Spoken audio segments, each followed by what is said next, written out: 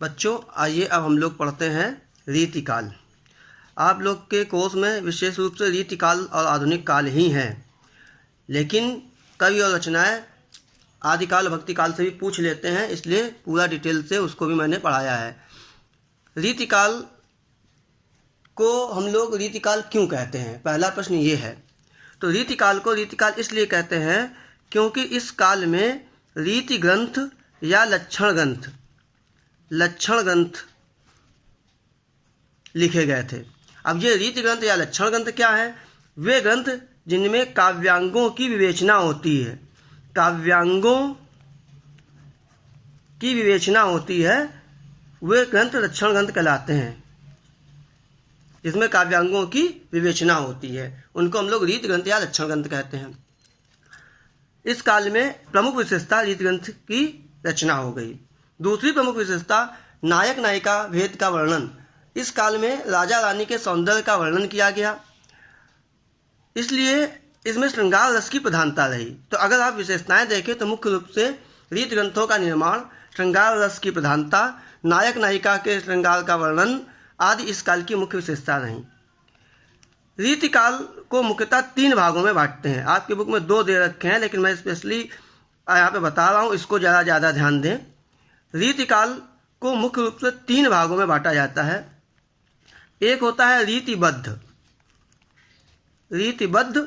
एक है रीति मुक्त और एक है रीति सिद्ध। के 3 भाग हैं, इसमें आप जरा ध्यान दें।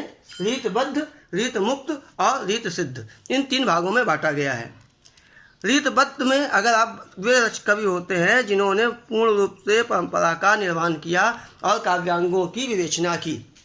रीत मुक्त में वे कवि होते हैं जिन्होंने इस परंपरा का पालन नहीं किया और पूर्णतः रीतबद्ध से मुक्त रहे।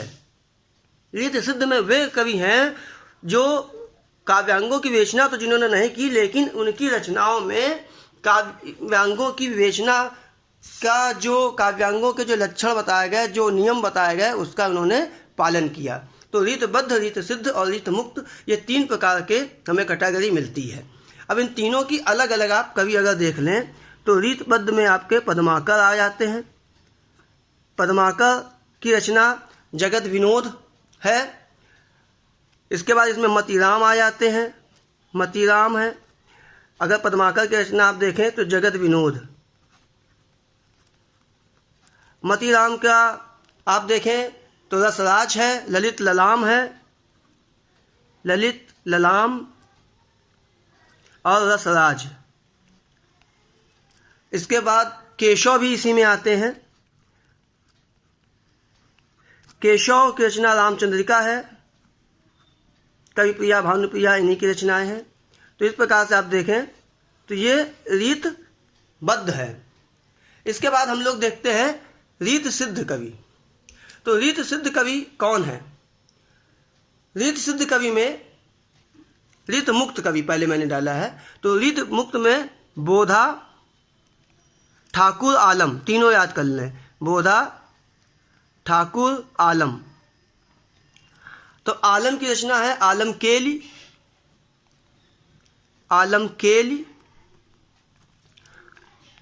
बोधा की इश्कनामा और विरह वारिश, ये भी रचना इन्हीं की है, विरह वारिश। और ठाकुर की है ठाकुर ठसक। तो ये आपके रीत मुक्त में आ जाते हैं। इसके बाद रीत सिद्ध में आप आ जाएं तो रीत सिद्ध में आपके कवि हैं बिहारी, चिंतामणि, भूषण।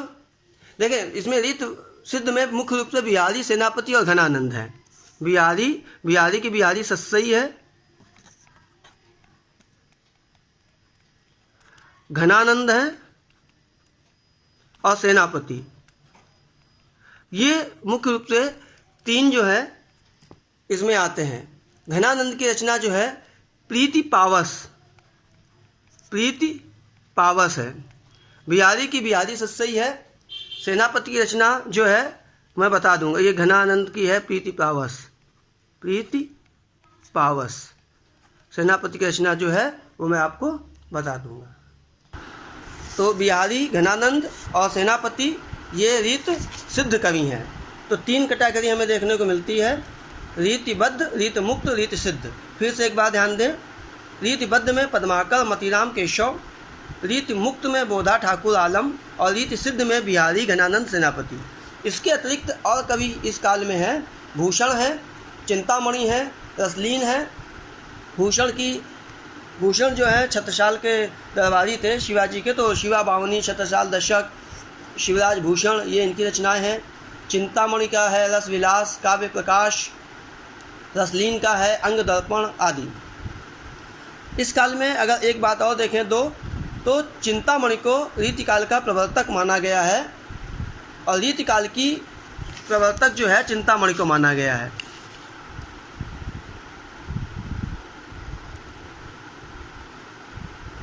रीतिकाल का प्रवर्तक जो है चिंतामणि को माना गया है।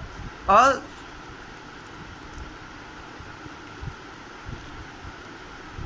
इस काल का अब इतना डिटेल तो नहीं आता, लेकिन अगर देखें कि पहली रचना किसे कहते हैं तो हिम तरिंगणी जो है कृपाराम द्वारा रचित, कृपाराम कृत हिम तरिंगिणी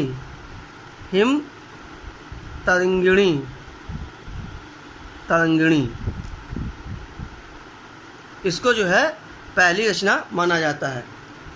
और अंतिम जो मूल कवि हैं वो माना जाता है पद्माकर को। तो खैर इसमें मुख्य रूप से 10th स्टैंडर्ड पे आपको रीतबद्ध, रीत मुक्त, रीत सिद्ध तीनों के कवियों के नाम और रचनाएँ याद करनी है, रीतिकाल की विशेषताएं याद करनी है और रीतिकाल की समय सीमा याद करनी है। तो जहाँ तक प्रश्न समय सीमा का है वो मैंने अभी पहले वीडियो में आपको बताया था कि आदिकाल, भक्तिकाल, रीतिकाल, आधुनिक काल कम से बताए थे मैंने, तो उसी हिसाब से आप उसको लिख लेंगे। तो इसका समय सीमा पड़ेगा जाकर 1643 से 1843, क्योंकि 1843 से फिर आधुनिक काल आ जाएगा अब तक, और उसमें भी आधुनिक काल में भी हम लोग कई विभाजन करेंगे।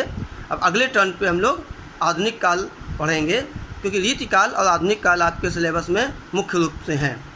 तो आधुनिक काल को डिटेल से हम लोग अगले टर्न पे पढ़ेंगे।